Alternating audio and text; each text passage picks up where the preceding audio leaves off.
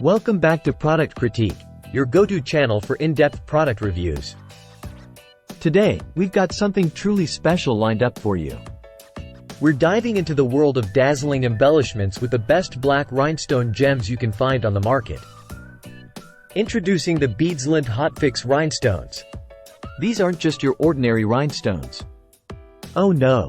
These are the epitome of elegance, the pinnacle of perfection when it comes to adding that extra touch of sparkle to your crafts. What makes these rhinestones stand out from the crowd? Let's break it down. First off, quality. These gems are crafted from high-quality glass, ensuring a pristine cut, remarkable clarity, and a sparkle that's second to none. And check out that packaging. With a zipper lockbag design, you can easily seal and store these beauties for future use, keeping them safe and secure until your next crafting adventure. Now, let's talk about ease of use. Whether you're a seasoned crafter or just starting out, these rhinestones are a breeze to work with. Thanks to the hot melt adhesive already attached to the back, you can simply use a household iron or Hotfix Rhinestone applicator to affix them to your chosen surface. The possibilities are endless with these gems.